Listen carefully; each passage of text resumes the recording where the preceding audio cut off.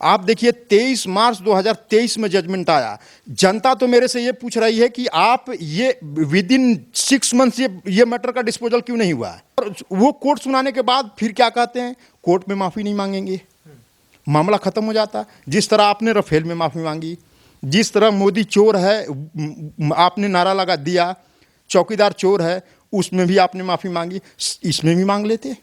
एक SLP file हुई थी सुप्रीम कोर्ट के अंदर में जिसका नंबर है 46/2018। सुप्रीम कोर्ट के जजों ने इनको एडवाइस किया था कि भविष्य में इस तरह की आप एलिगेशन गवर्नमेंट और गवर्नमेंट जो शीर्ष नेतृत्व में पद पे बैठे हुए संवैधानिक पद पे जो व्यक्ति हैं उनके ऊपर इस तरह की आप गलत टिप्पणी न करें और उससे आप बचें, चूंकि आप एक चुने हुए प्रतिनिधि हैं और चुने हुए प्रतिनिधि इस तरह का बिहेव नहीं करता है। आप जो भी बोलें वो तथ्य के आधार पे बोलें, जो आपके पास फैक्ट्स होने चाहिए। आप ये देखिए 130 करोड़ जनता के द्वारा चुनी हुई सरकार को एक सांसद उठकर कहता है कि मैं प्रधानमंत्री को डंडे मारूंगा। इस देश की जनता कैसे बर्दाश्त कर सकती है। कॉन्स्टिट्यूशन जो आर्टिकल 2021E का जो हवाला दिया गया है, read with section 8 subsection 3 of representation of people act 1950, दोनों कांग्रेस की सरकारों ने बनाया है, मोदी जी सिर्फ उसको लागू कर रहे हैं। तो राहुल गांधी ने खुद कांग्रेस को उस रास्ते पर लाकर खड़ा कर दिया कि कांग्रेस के जो अच्छे लीडर हैं, जो विद्वान लीडर, जो नेता हैं, वो खुद सोच रहे हैं कि हम ये राहुल गांधी क्या कर रहे हैं। वो किसी स्थिति में नहीं है बोलने के। हमारी तो बात होती रहती है, बहुत सारे लोग हैं, मेरे मित्र भी हैं, वो कहते हैं वो कुछ भी बोलने की स्थिति में नहीं है, कुछ भी नहीं कहते। जहां राहुल गांधी की बात आती है वो चुप्पी साध लेते हैं।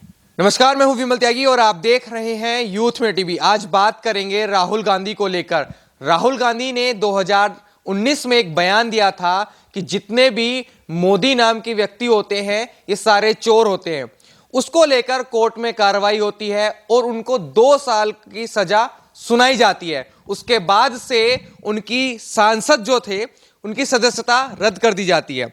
उसके बाद कांग्रेस लगातार हमला करती है मौजूदा सरकार पर कि जो ये सरकार है ये लोकतंत्र की हत्या कर रही है, न्यायपालिका दबाव में काम कर रही है। हमारे साथ अजय दुबे जी हैं, सुप्रीम कोर्ट के वकील हैं, इनसे चर्चा करेंगे। सर, बहुत बहुत स्वागत है आपका हमारे चैनल पर। बहुत बहुत धन्यवाद आपका। सर, जो राहुल गांधी के साथ इस समय हो रहा है, क्या लगता है सरकार, जो मौजूदा सरकार है, कोई भड़ास निकाल रही है? क्या लगता है चाहती नहीं है कि राहुल गांधी अब संसद में बैठे? नहीं, ऐसी बात नहीं है। देखिए, राहुल गांधी जी, ये एक देश की न्यायिक प्रक्रिया है जिसमें राहुल गांधी को उस न्यायिक प्रक्रिया का पालन करना चाहिए। इसमें किसी सरकार का कोई हस्तक्षेप नहीं है और सरकार बहुत ही संवेदनशील सरकार है। ये 100-150 करोड़ लोगों की बात करती है जो पूरे देश की आवाम है, उसमें राहुल गांधी जी भी आते हैं। इसलिए इस तरह के लांछन सरकार के ऊपर लगाना ये बेबुनियाद है। अच्छा, अब तो सवाल सीधा कोर्ट पे आ गया है कि जो मौजूदा जो न्यायपालिका है वो दबाव में काम कर रही है। आप भी दबाव में काम कर रहे हैं क्या? नहीं, ऐसी बात नहीं। अगर न्यायपालिका दबाव में उस समय काम करती थी जब श्रीमती इंदिरा गांधी जी जब देश के प्रधानमंत्री थीं और 1974 में जब इलाहाबाद हाई कोर्ट ने उनके खिलाफ एक जजमेंट दिया और उनकी सदस्यता रद्द कर दी, उस समय सुप्रीम कोर्ट कैसे जुडिशरी को उस समय पूरी की पूरी उनको नील डाउन किया कराया गया, ये पूरा देश जानता है, नहीं पूरा विश्व जानता है इस बात को। तो ये नहीं कह सकते हैं कि ये सरकार जुडिशरी उसके दबाव, सरकार के दबाव में जुडिशरी काम कर रही है। ये ऐसा इनकी नासमझ है और ये अपरिपक्व बालक की तरह बिहेव कर रहे हैं। और जुडिशरी कैसे दबाव में काम कर सकती है? वही आप देखिए, बीजेपी का MLA उरांव से सेंगर जो रेप में कन्विक्ट पाए जाते हैं और वही बीजेपी खुद अपने ही टेन्योर में उनको बर्खास्त कर देती है। इसी तरह विक्रम सिंह सैनी हैं, उनको 2022 में उनकी सदस्यता चली गई, वो बीजेपी के MLA थे उत्तर प्रदेश से। तो जुडिशरी अगर दबाव में काम करती तो वहाँ भी जुडिशरी दबाव में काम करती, उन लोगों के खिलाफ कोई जजमेंट नहीं देती, लेकिन जजमेंट दी और सभी लोगों को बर्खास्त किया गया, सभी लोग सजा याफ्ता कर रहे हैं। तो इसीलिए सरकार के ऊपर ये एलिगेशन लगाना, और जो कि इस लोकतंत्र की हत्या कर चुके हैं, कम से कम उनके पास ये अधिकार नहीं है कि इस मैंने 130 करोड़ चुनी हुई जनता की सरकार के ऊपर इस तरह का बेबुनियाद आरोप लगाएं, ये तथ्यहीन है और इसका कोई आधार नहीं है। आप कह रहे हैं कि जो लोग लोकतंत्र की हत्या कर चुके हैं वो ऐसे आरोप ना लगाएं, लेकिन वो तो ये कह रहे हैं कि मोदी जी लोकतंत्र की हत्या कर रहे हैं। तभी तो एक मजबूत नेता कि राहुल गांधी मोदी जी को डरा रहे थे, मोदी जी राहुल गांधी के सामने बोल नहीं सकते थे, इसीलिए लोकतंत्र की हत्या लगातार की जा रही है। अब तो उनको संसद में भी बैठने नहीं दिया जाएगा। नहीं, संसद में आप ये बताइए, आपने एपिसोड देखा होगा, संसद में अपने सीट से उठ करके, ये भारत के इतिहास में पहली बार हुआ है कि अपने सीट से उठ करके और एक प्रधानमंत्री को जा करके गले लगाना, संसद भवन में ठोक कर कहना कि मैं सरकार से नहीं डरता। तो भैया आपको डरा कौन रहा है कि आप डर रहे हैं? कोई नहीं डरा रहा है। सभी लोग संविधान के तहत काम कर रहे हैं। आप भी आकर मिलकर काम करिए, इस देश की तरक्की में साथ बढ़िए। जहां पूरा विश्व भारत की गुणगान कर रहा है, G20 की मीटिंग हो रही है, उसके बारे में कांग्रेस पार्टी नहीं सोच रही है कि ये देश का मामला है, इसको कितना अच्छा से अच्छा और किया जा सके, इसमें सपोर्ट किया जा सके और सरकार को तरह तरह की एडवाइस दिया जा सके कि इसमें ये करिए, ताकि ये देश आगे बढ़ेगा तो राहुल गांधी भी आगे बढ़ेंगे। लेकिन इन लोगों की मानसिकता ये है कि सिर्फ सत्ता पे बने रहना ही जिसकी मानसिकता हो, वो देश के लोकतंत्र और जुडिशरी में कभी विश्वास नहीं कर सकता। लेकिन हम कह रहे हैं कि मोदी जी सत्ता के लिए कुछ भी कर सकते हैं। तानाशाही वाला इस समय माहौल बना रखा है। अरविंद केजरीवाल जी राहुल गांधी का समर्थन करते हैं, ममता बनर्जी अब समर्थन करने लगी है। पूरा विपक्ष मतलब राहुल गांधी के साथ आ चुका है कि मोदी जी की तानाशाही को खत्म करना है, क्योंकि मोदी जी तानाशाही कर रहे हैं। विपक्ष का जो भी अच्छा नेता उभर के आता है उसके पीछे ईडी, सीबीआई और कोर्ट के माध्यम से नोटिस, समन जारी कर देते हैं। जो सभी इस तरह के मानसिकता के लोग हैं, लोग देख रहे हैं कि 2024 में नरेंद्र भाई मोदी जी 303 से भी अधिक बहुमत से सरकार बनाने जा रहे हैं और इससे भी मजबूत होकर निकल कर आएंगे। ये जितने भी गलत लोग हैं, जितने भी जिनके अंदर में एक झुंझलाहट है कि हम सरकार में सत्ता में क्यों नहीं हैं, ये सभी जो देशद्रोही हैं, जो एक मानसिकता के लोग हैं, जो करप्शन में लिप्त हैं, जिनके मंत्री 2-2, 4-4 मंत्री जो जेल में हैं, अपने आप को कट्टरता की दुहाई दे रहे हैं, वो तो एक साथ आएंगे ही। अब नहीं आएंगे तो कब आएंगे? और मैं आपको एक याद दिला दूं, महाभारत में एक प्रसंग है। कृष्ण भगवान को बलराम जी ने कहा कि कृष्ण तुम जरासंध को क्यों नहीं मारते हो?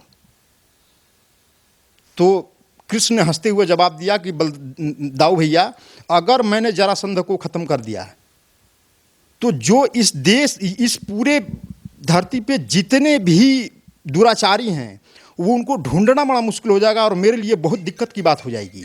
इसीलिए जरासंध को लास्ट तक बचाना है, जब तक कि सारे देशद्रोही और जितने भी ये उग्रवाद और करप्शन में लिप्त लोग बाहर ना निकल पाएं और उनके चेहरे ना पहचान ले, तब तक जरासंध का वध नहीं हो सकता। वही ये पूरा विपक्ष जरासंध के इर्द गिर्द घूम रहा है और मोदी जी कृष्ण की भूमिका में हैं। और जिस दिन लाएगा, क्या इनको दिखाई नहीं देता लाल किला से एक प्रधानमंत्री छाती ठोक कर कहता है कि पंच प्रण लेता है कि अब इस देश के अंदर में हम कोई ऐसी बाहर की गुलामी का कोई दाग नहीं रहने दूंगा? क्या इनको समझ में नहीं आता है कि अब वो बात खत्म हो गई? वो नहीं कहता है कि एक भी चिन्ह यहाँ नहीं रहेंगे इस तरह के। ये तो जितने भी, अभी इन लोगों को भी सुधारना, गुलामी मानसिकता में ये लोग जी रहे हैं और ये वो लोग हैं जो देश को गुलाम बनाए रखा 65 से 70 साल तक। उनकी मानसिकता को साफ करना भी मोदी जी की जिम्मेदारी है और उनकी सिस्टम साफ कर रही है। इसमें सरकार का कोई हस्तक्षेप नहीं है। जुडिशरी अपना काम कर रही है, कानून अपना काम कर रहा है। और मैं आपको बता दूं, public representation of people act 1950 ये मोदी जी ने पास नहीं किया है। जो कॉन्स्टिट्यूशन, जो आर्टिकल 2021E का जो हवाला दिया गया है, red with section 8 sub section 3 of representation of people act 1950, दोनों कांग्रेस की सरकारों ने बनाया है। मोदी जी सिर्फ उसको लागू कर रहे हैं, उसी में तकलीफ हो रही है। तो पूरा का पूरा मामला ऐसा नहीं है कि मोदी जी क्यों इस देश के लिए अच्छा काम कर रहे हैं, इस देश की भारतीय जनता पार्टी की सरकार क्यों अच्छा काम कर रही है, वो बिलबिलाहट वहाँ है। अच्छा, जिस न्यायपालिका पे कांग्रेस इस समय सवाल खड़ी कर रही है, अभी पवन खेड़ा वाला जो अभी मैटर हुआ था, एकदम से जमानत उस सुप्रीम कोर्ट से उनको मिल गई थी। तब उनके लिए न्यायपालिका खतरे में नहीं थी। तो आपको क्या लगता है, जब कांग्रेस के हित में कोई काम होता है तब इनके लिए कानून व्यवस्था ठीक चल रही होती है, तब इनके लिए अदालतें ठीक रहती हैं? जैसे ही लगता है कि राहुल गांधी की अब सदस्यता चली गई, क्योंकि कई बार इनको कोर्ट की तरफ से समझाया जा चुका था कि आप ऐसी हरकतें ना करें, समझदार हो जाइए, लेकिन फिर भी मन नहीं माने। नहीं मान रहे। देखिए, और मैं तथ्य पे आता हूँ, हुआ क्या, ये मामला कैसे आगे आया। 13 अप्रैल 2019 को कर्नाटका के कोलार में एक रैली होती है, जो जनरल इलेक्शन के लिए रैली होती है। उसके अंदर में ये मोदी सरनेम को चोर कहते हैं। तो पूरा एक कम्युनिटी है, और उससे आहत होकर एक जो एमएलए हैं पूर्णेश मोदी जी, जो गुजरात के सूरत वेस्ट सीट से इस समय आपके विधायक हैं, उन्होंने इस स्टेटमेंट से उनको आहत हुआ, उन्होंने एफआईआर कर दी। और एफआईआर करी आईपीसी की धारा 499 और 500 में। 499 ये कहता है डिफामेशन का, जो है क्रिमिनल डिफामेशन सूट फाइल होता है। उसके अंदर में एफआईआर दर्ज हुई, फिर सूरत कोर्ट में गया, और सीजेएम एचएस वर्मा ने लास्टली 2023 में, आप देखिए 23 मार्च 2023 में जजमेंट आया। जनता तो मेरे से ये पूछ रही है कि आप ये विद इन 6 मंथ्स ये मैटर का डिस्पोजल क्यों नहीं हुआ है। जनता ये सवाल पूछ रही है। और वो कोर्ट सुनाने के बाद फिर क्या कहते हैं, कोर्ट में माफ़ी नहीं मांगेंगे, मामला खत्म हो जाता। जिस तरह आपने राफेल में माफ़ी मांगी, जिस तरह मोदी चोर है आपने नारा लगा दिया, चौकीदार चोर है उसमें भी आपने माफ़ी मांगी, इसमें भी मांग लेते। बड़प्पन तो उसमें थी कि महात्मा गांधी जी की कांग्रेस, क्या यही कांग्रेस है जो इतनी एडामेंट होकर काम करेगी? और आप कन्विक्ट होने के बाद सड़कों पर उतर जाते हैं अपनी शक्ति प्रदर्शन करने के लिए। अब जनता 2023 की जनता है, ये समझ चुकी है कि आगे किस तरह किसको कहाँ उसको स्थान देना है, और वो स्थान देगी कि कांग्रेस 54 सीट से अब 4 सीट पे आने वाली है। आपको क्या लगता है कि लगातार कह रहे हैं कि मैं माफ़ी नहीं मांगूंगा क्योंकि मैं सावरकर नहीं गांधी हूं, चुनावी रैलियों में भी लगातार ये बात करते रहे, तो क्या एक जो कहावत है कि रस्सी जल गई बल नहीं गया, तो क्या अभी भी राहुल गांधी का वही हाल हो रहा है? देखिए, राहुल गांधी, सबसे पहले ये बता दूं कि अब वो महात्मा गांधी जी की कांग्रेस नहीं है। उन्होंने 1947 में आज़ादी के बाद उन्होंने कह दिया था कि अब समय आ गया है कि कांग्रेस को ख़त्म कर देना चाहिए। लेकिन सत्ता में डूबे हुए लोग, वहाँ भी जिसको एक वोट नहीं मिला, आप देखिए इनकी मानसिकता क्या है, जिसको एक वोट भी कांग्रेस के डेलीगेट ने नहीं दिया था, वो गांधी जी के ऊपर दबाव बनाकर इस देश का प्रधानमंत्री बने, और इस देश का बंटवारा हुआ। बंटवारा मैं ये नहीं मानता हूं कि धर्म के आधार पे हुआ, लेकिन धर्म के आधार पे बंटवारा किस लिए हुआ? क्योंकि ये प्रधानमंत्री बनना चाहते थे, इसलिए इस देश का बंटवारा हुआ। और वो कांग्रेस कह रहे हैं गांधी जी की कांग्रेस है। गांधी जी एडमेंट होते थे क्या? गांधी जी तो बात बात में कह देते कि नहीं मेरी गलती है, मुझे एक्सेप्ट करने में कोई दिक्कत नहीं है। और गवर्नमेंट को, जहां तक भारतीय जनता पार्टी का सवाल है, भारतीय जनता पार्टी सरकार के पास बहुत सारे ऐसे काम हैं, आत्मनिर्भर भारत से लेकर के, जो इस देश के अंदर में मेक इन इंडिया का नारा जो व्यक्ति देता हो, जो सफाई की बात करे, जो शौचालय की बात करे, जो पंचप्रण में ये कहे कि इस देश के अंदर एक भी जो है गुलामी का एक भी दाग नहीं रहेगा, ये देश विकसित राष्ट्र बनेगा, और 5 ट्रिलियन की 3 ट्रिलियन की इकोनॉमी की बात करता हो, और ब्रिटेन को पीछे छोड़ करके भारत उससे अगले पायदान पे चला जाता है विश्व की इकोनॉमी में। तो मोदी जी के पास ये समय नहीं है कि किसी को प्रताड़ित करें। सिस्टम ऐसा है जहां आप गलती करोगे आप भुगतोगे। अब जब बोओगे कांटे तो फूल कहां से मिलेंगे? तो इस मानसिकता से निकल कर के इन लोगों को अपने पार्टी को सोचना चाहिए। और मेरा ये भी मानना है कि विपक्ष जो है एक जिम्मेदार विपक्ष की भूमिका में होना चाहिए। इसी तरह अपरिपक्व विपक्ष की भूमिका में विपक्ष रोल न करे, अदरवाइज लोकतंत्र जो है वो वाकई में इन लोगों की वजह से खतरे में है। लेकिन वो तो कहते हैं लोकतंत्र मोदी जी की वजह से खतरे में। नहीं, किस लिए खतरे में है? मोदी जी को आप कहते हो कि डंडे मारेंगे, मोदी जी कहते हैं कि ठीक है जी कंधे मजबूत कर लेंगे। लोकसभा के अंदर मोदी जी कहते हैं ऑन पटल पे कि आप ये डंडे मारने की बात करें कि मोदी को इतने डंडे मारूंगा, मोदी जी कहते हैं कोई नहीं, मैं सूर्य नमस्कार करके कंधा मजबूत कर लूंगा, आप जितने भी डंडे मारोगे मैं उसको बर्दाश्त कर लूंगा।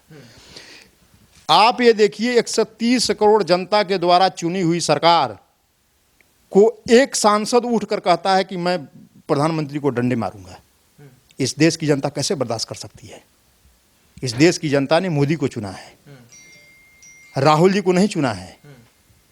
इसलिए राहुल जी कैसे चुनेगा? जो व्यक्ति अमेठी से चुनाव हार गए और वायनाड से जाकर केरला से जीते, वो भी मुस्लिम लीग से गठबंधन करने वाली कांग्रेस पार्टी ये कहेगी कि अब लोकतंत्र खतरे में है, तो लोकतंत्र इनकी वजह से खतरे में है, भारतीय जनता पार्टी की वजह से नहीं है। भारतीय जनता पार्टी की सरकार में लोकतंत्र मजबूत हो रहा है। अच्छा, गुलामी के अंश की आप बात कर रहे थे कि मोदी जी कहते हैं कि गुलामी का अंश कोई अब भारत में नहीं रहेगा, लेकिन राहुल गांधी विदेश जाते हैं।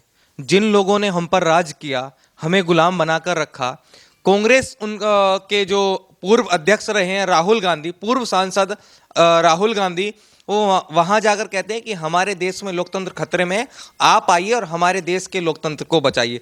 जहां खुद का लोकतंत्र ना हो, वो हमारे देश के लोकतंत्र की बचाने की बात कर रहे हैं। ये देखिए, सबसे बड़ी बात है कि राहुल गांधी जी को इस देश का, उन्होंने पद यात्रा तो किया, लेकिन इस देश की मिट्टी की सुगंध को, खुशबू को नहीं सूंघ पाए। उनको सबसे पहले इस देश की संस्कृति के बारे में, इस देश के कल्चर के बारे में, और ये देश किन किन लोगों के अंदर में गुलाम रहा, उसके बारे में सबसे पहले अध्ययन करने की ज़रूरत है। अब इस पे क्या हम टिप्पणी कर सकते हैं? जो इस तरह की बात विदेश में कोई बात करता है, मणिशंकर अय्यर जाते हैं, सलमान खुर्शीद जाते हैं पाकिस्तान में, वो कहते हैं कि मोदी को हटाओ तभी हम सरकार बनेंगे। क्या आपके पास इतनी भी क्षमता नहीं है कि लोगों के दिलों में आप बैठ जाएं, ताकि तब मोदी, जनता के द्वारा चुन करके मोदी को हटाइए? अगर आपके अंदर इतनी हिम्मत है तो आप बाहर के देशों में जाकर इस तरह की चीज़ें अनाप शनाप बकते हैं, कहते हैं कि लोकतंत्र ही नहीं है, संसद में बोलने नहीं दिया जा रहा।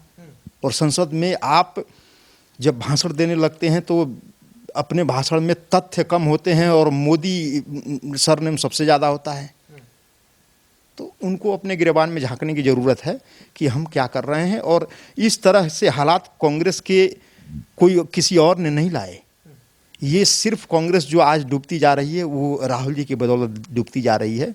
उनको बहुत बहुत शुभकामनाएं हैं, इसी तरह के काम करते रहें। शुभकामनाएं हैं। हाँ। अच्छा, ये बताइए, सदस्यता जो उनकी रद्द हुई है, तो क्या लगता है कांग्रेस अब फायदा उठाना चाहेगी? लगातार प्रदर्शन कर रही है कि लोकतंत्र, फिर वही आता है कि लोकतंत्र खतरे में। तो क्या जो 2024 का चुनाव है वो मोदी को इस तरीके से घेरेंगे कि मोदी की वजह से राहुल गांधी आज सांसद नहीं बन सकते, आगे प्रधानमंत्री का चेहरा नहीं बन सकते? तो क्या सहानुभूति वाला जो खेल लगातार कांग्रेस खेलती आई है, वो आने वाले चुनाव में देखने को मिलेगा? सहानुभूति किस बात की सहानुभूति? एक कोर्ट ने, एक लोअर अदालत ने इनको सज़ा सुनाई, और बड़प्पन तो उसमें थी कि सज़ा सुना दी, उस सज़ा को मान लीजिए और ऊपरी अदालत में आप अपील दायर कीजिए। ऊपरी अदालत आपको रिलीफ दे देती है तो केस खत्म हो जाएगा, फिर 2024 में आप चुनाव लड़िए। देखिए, एक चीज़ मैं लॉ के छात्र होने के नाते और एडवोकेट होने के नाते आपको मैं क्लियर कर दूं कि जो सीट वैकेंट हो गई, मैं तथ्य की बात कर रहा हूं, जो सीट वैकेंट हो गई वायनाड की, वो सीट अब दोबारा ये रेज्यूम नहीं हो सकती। अब वहाँ पे इलेक्शन कमीशन कभी भी नोटिफिकेशन जारी कर सकती है कि बाई इलेक्शन होगा। दूसरी चीज़ है कि कभी भी लोकसभा और कभी भी ये कह सकती है कि आप जो है सरकारी आवास खाली कीजिए। तीसरी चीज़, अगर हाई कोर्ट, सुप्रीम कोर्ट तक भी इनको रिलीफ नहीं मिलता है तो आप ये 2+6 8 साल के लिए ये कहीं चुनाव लड़ने लायक नहीं है। तो राहुल गांधी ने खुद कांग्रेस को उस रास्ते पर लाकर खड़ा कर दिया कि कांग्रेस के जो अच्छे लीडर हैं, जो विद्वान लीडर, जो नेता हैं, वो खुद सोच रहे हैं कि हम ये राहुल गांधी क्या कर रहे हैं। वो किसी स्थिति में नहीं है बोलने के। हमारी तो बात होती रहती है, बहुत सारे लोग हैं, मेरे मित्र भी हैं, वो कहते हैं वो कुछ भी बोलने की स्थिति में नहीं है, कुछ भी नहीं कहते। जहाँ राहुल गांधी की बात आती है वो चुप्पी साध लेते हैं। अच्छा ये बताइए, बीजेपी को नुकसान होगा फायदा होगा, राहुल गांधी अब विपक्ष में नहीं रहेंगे? उनको पहले तो बहुत मजाक बनाया था बीजेपी ने कि ये अगर ऐसे प्रधानमंत्री होंगे देश के, मोदी के सामने राहुल गांधी टक्कर में नहीं है, तो आपको क्या लगता है बीजेपी को कहीं ना कहीं नुकसान होगा राजनीतिक?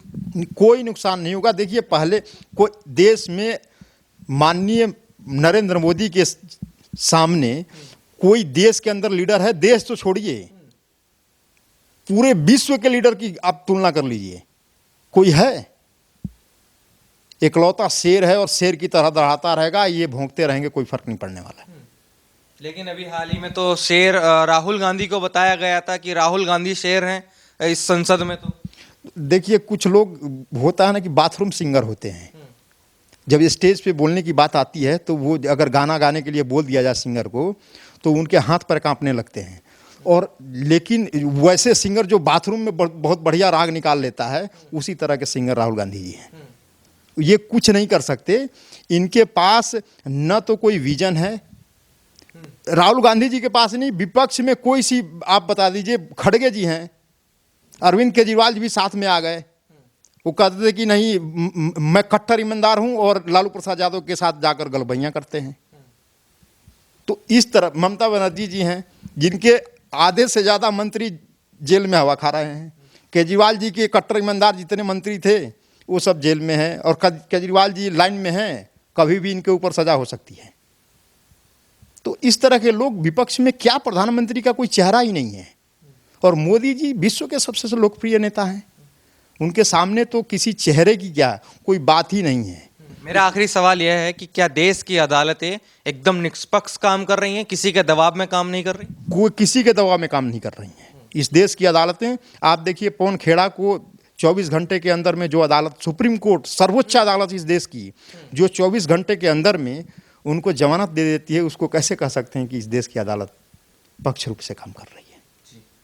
हमसे बातचीत करने के लिए आपका बहुत बहुत धन्यवाद। आप क्या सोचते हैं इस मुद्दे को लेकर, क्योंकि कानून की बात हो रही थी, न्यायपालिका की बात हो रही थी कि दबाव में न्यायपालिका काम कर रही है, तो जो लोग न्यायपालिका को जानते हैं उनसे बेहतर कोई नहीं समझा सकता था कि आखिरकार जो राहुल गांधी के साथ हुआ, क्या ये कानून के दायरे में रहकर हुआ है या किसी के दबाव में हुआ है। आप क्या सोचते हैं इस पूरे मामले को लेकर, आपके क्या विचार हैं वो कमेंट करके जरूर बताएं। धन्यवाद।